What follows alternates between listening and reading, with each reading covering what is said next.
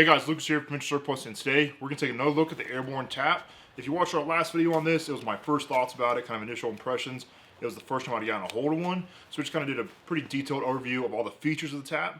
So if you want to get more in depth about the features, go look at that one, and so you can kind of see what we're looking at right now, and so we don't have to repeat myself too many times. But we're going to take a look at an example setup of the Airborne TAP. What you can put on there, some of the issues I found with it, nothing really major overall. I really like this, so really excited, and even more excited because if you're watching this video as it releases, we have a good handful at the shop. So head on over to the website and grab one if you've been looking for one and want one. It's a limited stock, so not a whole lot of them, not a lot of them to go around, but we did manage to get a hold of a few more after we got a hold of that first one. So go ahead, go grab one if you really want one. If they're out of stock by the time you see this video, make sure you sign up for emails, because the first way you're going to find out if we get more. Don't know when we're going to get more, but it's the easiest way to find out. There or Instagram is going to be where you're going to find out. So let's go from there. Talk a little bit more about the TAP and really get into this loadout we have set up today. All right, so I want to start this build kind of layout that I did with cons for the Airborne TAP. There's only really two cons. One of them is just me being overly picky. The other one is kind of an issue depending on how you want to load this out. So that first one, that's me just being picky, is the rigidity within the main panels. So if you saw the last video, I talked about how they're rigid, and that is a good thing, because if you have a empty pouch or a heavy pouch, it keeps the panels from sagging at all, which is a pretty good thing because it's going to keep your TAP overall pretty solid and sitting there right. But the only thing, this is again me being picky, is it makes mounting a pouch kind of difficult if you have an older style MOLLE strap or anything that's kind of like not your typical standard MOLLE strap. It kind of makes it a pain. So where that can come to be a issue is if you get one of these and you're trying to set them up and you're trying to get all the certain different loadouts out, which is what I ran into, it's kind of, a little bit of a pain. So it's really me being picky, but it is what it is. Take that into consideration when you're going to load this thing out and make out your layout for it. Putting a pouch on there can be kind of it's just a pain. So yeah. The other issue though, and it is a little bit of a bigger issue, is the center back panel in the rear. So if you saw this one in the last video, I did talk about how this one is not rigid and it's just loose. It's just a mesh back MOLLE panel essentially that holds the two main panels together and allows you to adjust. It is MOLLE webbing covered, so you can mount stuff to it. Now I ran into the issue was I took my old school Eagle butt pack, which if you've ever seen one of those, I forgot to bring it home with me from work, but it is a massive butt pack. And I was like, finally, I have a good use for it. That thing was way too huge for that loose panel. So if you're taking anything bigger than pretty much a sustainable pouch, which is a fit back there, this is the Marine Corps one, US Army one fit back there too. You could put this on the back and it'd be okay, but once you get a lot of weight in there, that's kind of like really kind of not centered well, anything like that. That looseness in that back panel is going to cause it to sag, bunch up, do all sorts of things that could be uncomfortable. So if you do put pouch on the back panel, make sure, just take in mind, put weight in them, put what you're going to put in them, and then put it on. See how that kind of wears, because it is the only issue that I really saw, is that loose back panel. When you put a lot of weight or a very large pouch on there, it just does not sit well on there. So take into consideration when you load these things out, because that's the biggest issue I've seen with these. Everything else about this, I do like quite a bit. This is a good piece of gear that the Army, I wish, would issue out more. I do understand why it's limited to issue within just the airborne units, because it really falls under what they're going to do more so than even your other standard light infantry units. Like mountain guys might get a good use out of this, but your standard light infantry guys, your striker guys aren't going to get, or your heavy guys especially, they're not going to get as much use out of this. That doesn't really apply to them wearing body armor. This is a non-body armor solution. So, it is what it is. But let's go into this loadout now and take a look at a few of the things I have on here. Biggest thing I want to talk about with this loadout is the pouches itself doesn't matter, like the specific pouch. It's just the style pouch, the model itself isn't the biggest issue. So, replace what you got with this, change it up how it needs to fit you. But I think I have a pretty standard baseline infantryman. As an FO back in the Army, if I got one of these, I'd probably change it up a little bit, but in general, would have kept it more or less the same as this, because this kind of works out pretty well. So let's get into this loadout. All right, let's talk about this loadout. I'm going to go from the sides in and kind of just cover the pouches I have on there and kind of the purpose of why I have them on there. So one thing to focus on when you're setting up a TAP airborne tap or any H harness like this is you're limited in real estate from the get-go. So molly webbing is going to be limited. You have 8 columns per side panel with some in the back end. So you're limiting yourself from the get-go is what you can put on there. So you need to consider the fact that if it isn't a specific pouch for a mission specific piece of gear, it needs to be general purpose. That is the biggest thing for H harnesses. Any kind of webbing like this is general purpose is the name of the game, and that's what you really want to focus on when you're mounting a pouch, something like this. Can it do more than one thing? Do I have to put this pouch that's just for this piece of gear on here, or can I replace it with a more GP style pouch? Because again, you run into the issue of, wow, I quickly ran out of room, which is fine because something like this can go on the backpack and make up for the lack of space on the panel itself. So let's get into the pouches itself. On our side, sitting center, I do a double mag pouches. So that right there gives me 4 mags. Now in the light fighter kind of capacity that this is mainly used for, you're definitely going to want to see what your mission set is and how much sustainment you can carry yourself as far as magazines go. But I do have 4 solid magazines, or 2 pouches to carry 4 magazines from the get-go on here. Now obviously you can mount a flat triple shingle on either panel and go from there. That is going to be dependent on how much sag you're okay with, because when you take a magazine out of there, they do start to sag. But a shingle pouch on each panel is going to bring it to 6, then you mount from there, and you're not looking at too much crazy bulk because this is a pretty flat system as it is. So that is an alternative to kind of make up for space when it comes to mounting magazines on here, is to mount shingles and then go from there up and get your GP pouches and your mission specific kind of required gear mounted on here with still plenty of space left to go. So enough about that.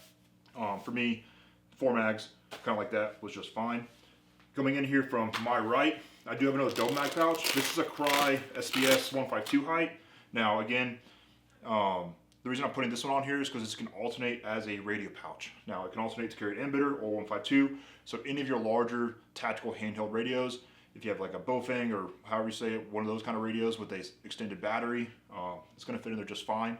So I can, if I don't need a radio, I can carry 2 more magazines. If I do need a radio, I can drop these, put my radio in there. It's on my left side. The antenna's going to sit out of the way. Good to go for whatever I need to do. So this is when it starts coming in the general purpose aspect. Is this can do a lot of things at once. I can even put a water bottle in there if I wanted to, and plus up there. So this radio, this pouch as a magazine slash radio pouch is kind of already fulfilling that general purpose aspect, and something you need to consider based on what you're doing. If you are an FO, if you are a team leader, a squad leader, radio is something you're going to have on your kit. So finding the space for that is really important if you're not wearing a man pack as it is. So going from there, on this side, I have a vertical GP pouch. This can carry small things such as like chem lights and the like in there. Again, horizontal work best for this. It's a pretty narrow one, so I'm not going to be carrying a ton of stuff in there. But chem lights, marking material, extra batteries for the radio I have over here if I have it. If I have something like that, this is going to carry that just fine and do me good at the end of the day. And it's easy to get to because this does bring everything pretty far forward. Even these pouches out here aren't too far on my sides and are still easily accessible.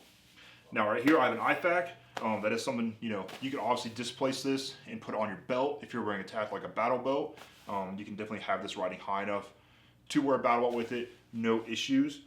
But I did mount an IFAC straight on here because having a large IFAC, easy to get to on your main piece of kit, I do think is a really good idea. Even if you're wearing an IFAC on your battle belt, the more the merrier as far as medical supplies go, because when you need them, you want to have, more than you need just in case. So from there, and now I have a canteen pouch. Now this canteen pouch is a closed canteen pouch. It's not like a skeletonized one. It's not something super open on the bottom or super over on the side. It is a closable pouch. And that is because it can focus, it can serve dual purposes as a GP pouch or canteen, whatever I need it to hold. So that's a good thing here. I can hold, if I want to put night vision in there, I can put night vision, just canteen, displace it from my backpack, whatever's wearing with it. That is general purpose type pouch. So I'm not stuck to only carrying water, something like that. So again, this is Eagle Industries V2, but any canteen pouch, even your standard issue ones, will do just fine there. hold your canteen, hold your night vision, hold anything you really need to hold in there.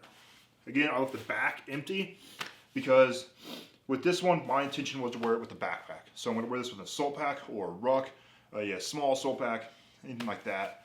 And it's going to do just fine having it empty. While yes, you can mount pouches here and still wear a assault pack pretty comfortably over something like this, or ride your assault pack really high, especially if it's a small one.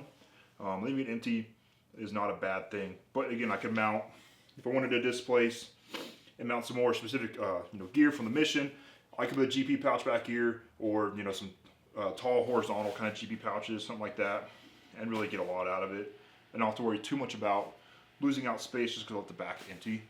So if you got to fill it up, but be cognizant of, if you have to put a backpack on over it, how filled out, and how tall this is going to be, because it stays pretty flat because it is a relatively pretty flat piece of gear, which is surprising that the Army didn't go with anything super bulky somehow. But yeah, so back to empty. Now, pretty simple setup. It's going to work for pretty much every other rifleman level to a team leader level. If you are a medic, you'd obviously probably want to plus up medic space. Maybe make this another specific pouch to carry more supplies in. If you're an FO, you probably want to put some sort of admin pouch on here. Outside is what you can carry on the flaps on the inside. And for maps, GRGs, imagery, anything like that you need. So take it into consideration if you're downgrading somewhere else. Shingles on the sides though is a good alternative to putting those on there. Plus up to 6 mags immediately. It's going to lay pretty flat along with a pretty flat piece of gear on, and you can put whatever you want on there. So this is my example layout. Again, the pouch itself is not what's important, it's just the style of pouch. So grabbing your whatever dope bags you got, whatever kind of radio pouch you got, whatever canteen pouch you got, an IFAK and GP pouch, is whatever you got around your house, what you're going to be putting on there. So to reiterate, general purpose space is the most important thing for a harness like this, because you're going to run out of space really quickly once you start putting pouches on here. So focus on what all gear do you need on you, and not an excessive amount of stuff that you don't need on you. Just focus on what you need. So yeah, this is pretty simple overall. So that's my example airborne TAP setup. Obviously this is a pretty basic one.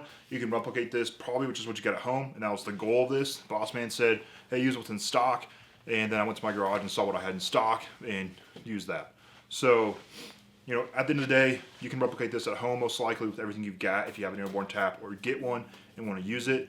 H harnesses are really great pieces of gear because the base H harness usually is typically pretty light, and you can fill it out pretty well with a lot of weight, and don't worry about that weight being a concern later on during the day after a long duration of wear. The only issue that I see with the airborne TAP that is, it's a good thing to have on there, but it can be an issue in the field, is this first spear tube. Now, first spear tubes are known to be rugged. You don't see them break very often, but if this did break in the field, there's very few ways to really kind of like replicate this or replace it. You'd have to completely break this first spear tube off on both sides, and then a repair buckle, as far as like a standard, Quasin buckle, it's not going to fit too great on the molly webbing that is or the webbing that is sewn through to hold the buckles on. You'd have to go with 550 cord or some bungee cord, or I'm sure somebody will come out there and find some really cool way to do it as far as how to replace this first spear tube if it breaks on them, or just because they don't like it. But if this first spear tube does break on you, which I don't see happening likely, but it could, you're going to have to get kind of creative to replace that and replicate what this is doing for you as far as holding in your centerpiece. So it's good on them for doing it because it's a nice way. It does have a lot of flex to it. I think first spear tubes are pretty nice. I don't have a lot of gear with it on there, but it does what it does pretty well, and guys are happy with them on a lot of pieces of gear. It's just, if it breaks, replacing it's going to be pretty difficult. So again, that was the airborne TAP. If you didn't catch the first bit where I said we had a few in stock, we do have a few in stock, limited stock, but enough to go around for make a good handful of people happy. So grab one of those before they're sold out.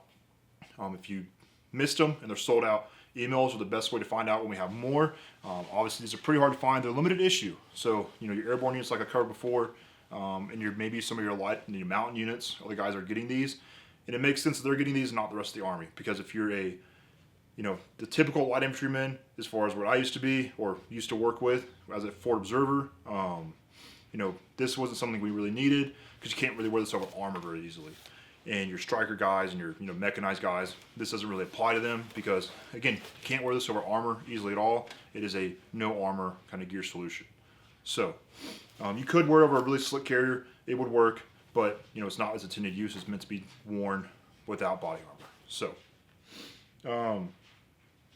but yeah, sign up for emails, like, comment on this video, how you would set it up, what you like about it. If you've worn one of these in service for an extended period of time, how to set it up, I'd love to hear your setup for these. Again, I only heard a few people on the last video that had them or had good experience with them, and some of them left some good comments on there. But if you're watching this and you didn't watch that last one, please feel free to comment. Let me know how you set this up and your biggest issues with this, because I'd like to see what the issues really are. I haven't got a lot of use into this one yet. Just kind of wandered around work, set it up, done a few kind of the practice setups on here. But I think it's a pretty good piece of gear, and hopefully one day they start getting distributed out kind of into the general populace, because this is a really good alternative to some of the options out there. It's going to be lower cost. While these are probably going to take a long time to get cheap, they're still lower cost than a lot of options out there, and it's a modernized version of the old Eagle harnesses and the old DFLCS harnesses that the Air Force used and some of the Army. It's all limited use in the Army, but it's definitely a good option to go with as far as if you want an H harness and you want something lightweight that can do a lot for you. So thanks for watching. Appreciate you watching. Stay ready for the next video.